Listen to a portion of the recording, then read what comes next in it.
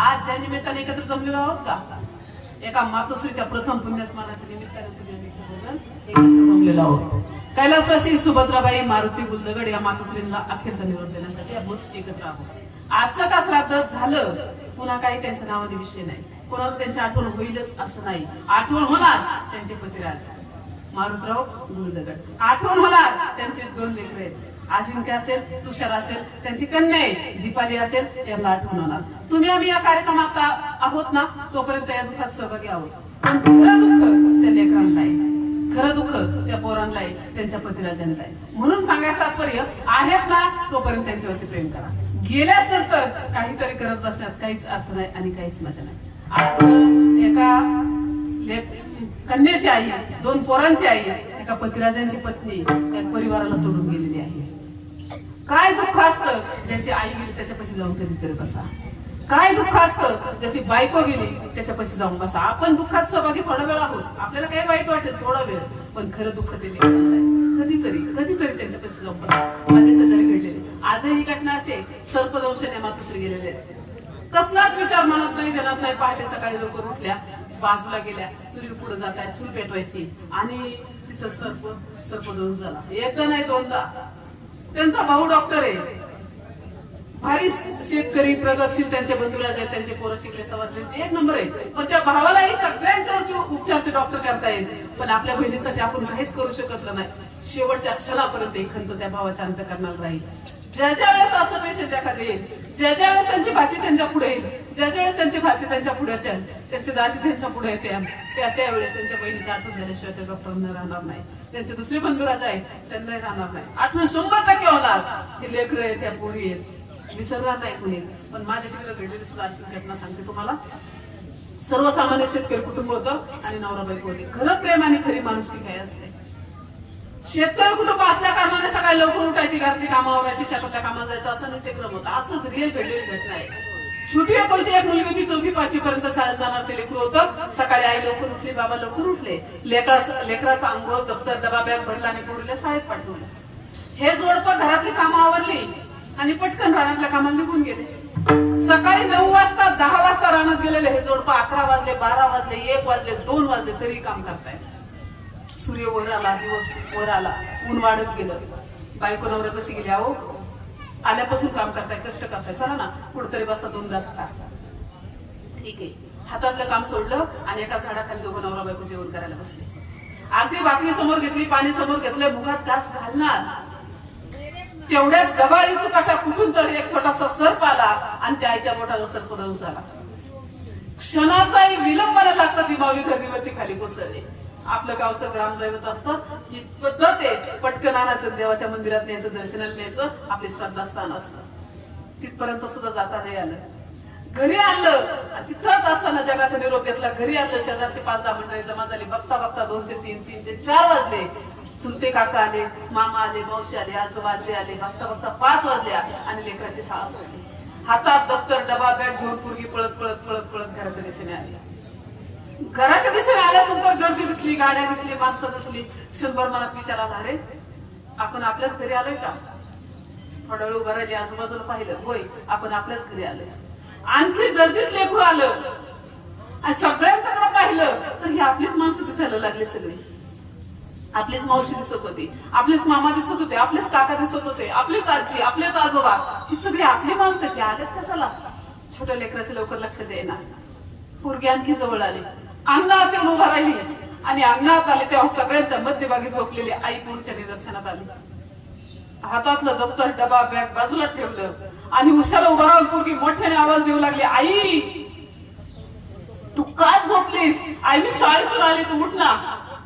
आई मावशी आलेत, मामा आलेत, आजोबा आजी सगळे आले, तू का झोपलीस. आई तू उठ ना. अगदी पोरगी आईच्या पाया पडत होती, हात हातात घेत होती, अंगावरती पडत होती. धाय मुकलून पोरगी आईच्या अंगावरती पडून पडत होती, तोंडावर हात फिरत होती. आई माझ्याकडे बघ ना, आई माझ्याशी बोल ना. पटापट पटापट पटापट लेकरू आईच्या मुखात घेत होतं. अंगावरती पडून लेकरू धाय मुकलून रडत होतं. पण शांतपणे चित पडलेली आई पोरीकडे पाहत नव्हती, पोरीशी बोलत नव्हती. डोळे झाकून शांत पडलेली आई उशाला बसलेल्या बापाने पाहिलं. पटकन तिथून उठले, पोरीपाशी गेले, पोरीला जवळ घेतलं, उराशी धरलं, कवटाळलं, मिठी मारली आणि स्वतःच्या हाताने लेकराच्या डोळ्यातले अश्रू पुसले आणि एका वाक्यात सांगून टाकलं, बाळा तुझी आई आता तुझ्याशी कधीच बोलणार नाही, तुझी आई तुझ्याकडे कधीच पाहणार नाही, ती आपल्याला सोडून देवा घरी निघून गेलेली आहे. सत्याला बोलणं शक्य नाही.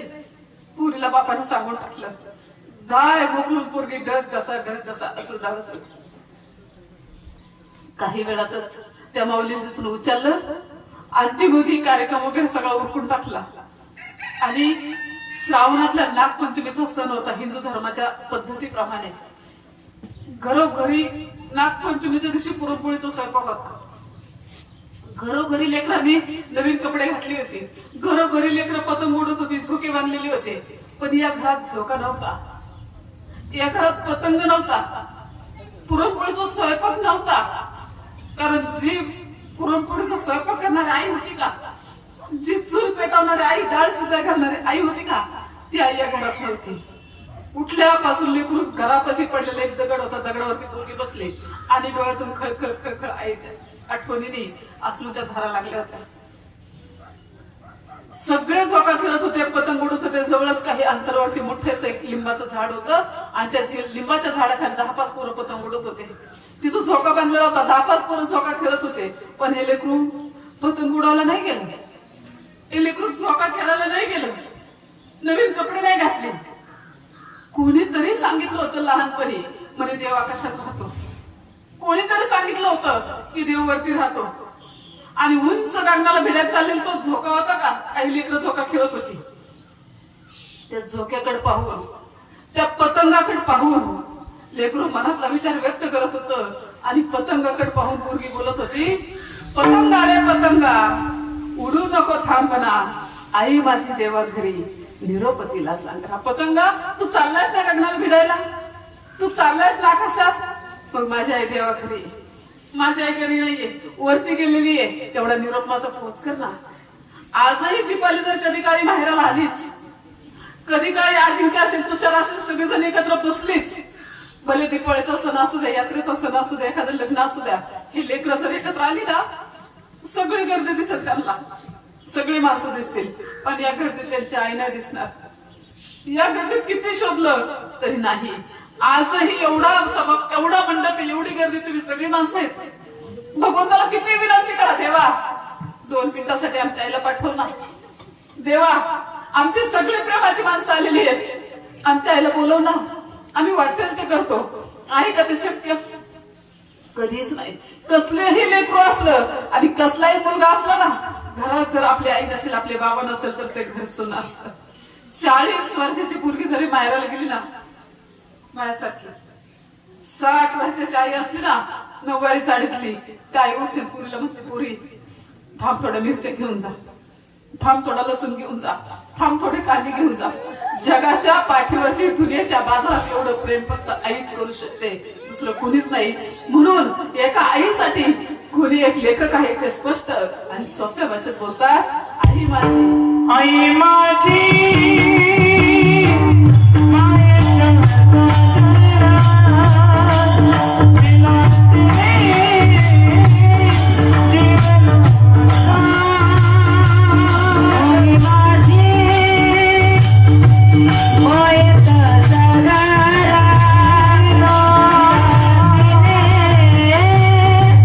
जीवन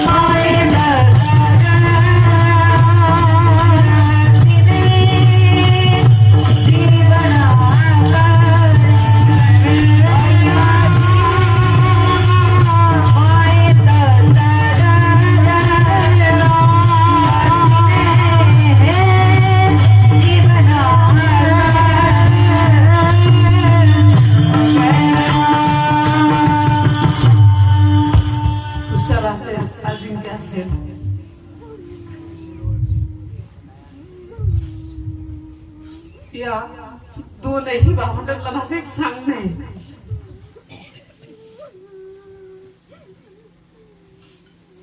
दीपाली असेल, तुमचे बाबा असतील, कधीही त्यांना अंतर देऊ नका, कधीच अंतर देऊ नका.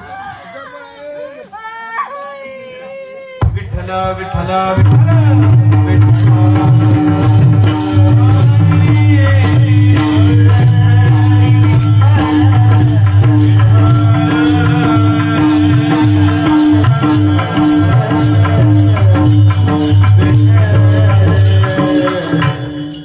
मी रोज एके ठिकाणी कार्यक्रमात जात असते, नवीन ठिकाणी जात असते, पण खऱ्या अर्थाने या घरात आल्यानंतर मलाही वेगळं वाटलं.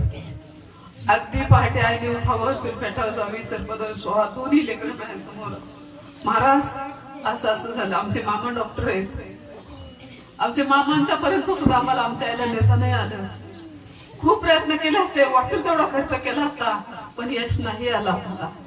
म्हणून सांगायचं तात्पर्य, भगवंताकडे एकच मागणी मागावंशी वाटते, प्रार्थना करावंशी वाटते, देवा मृत्यूला सामोरं सगळ्यांना जायचंय, पण ते मृत्यू जर योग्य वेळी आला, योग्य रीतीने आला तर काही वाटत नाही.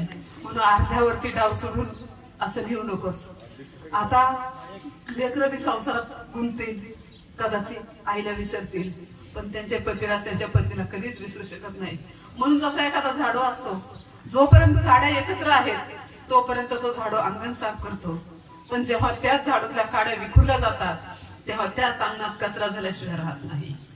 त्याप्रमाणे ही लेकरं दोन्ही भाऊ आहे, त्यांची बहीण आहे. तुम्ही एकत्र आहात तोपर्यंत तुमचं वजन आहे, तुमचा दबदबा आहे, तुमची आपुलकी, एकामेकीला प्रेम आहे. पण जेव्हा तुम्हीच विखुरले जाताल ना, मग समाजात समाज चर्चा करायलाच बसलेला आहे, तुमचे उणिवा त्रुटी काढायलाच बसलेला आहे. म्हणून समाजाला चान्स देऊ नका.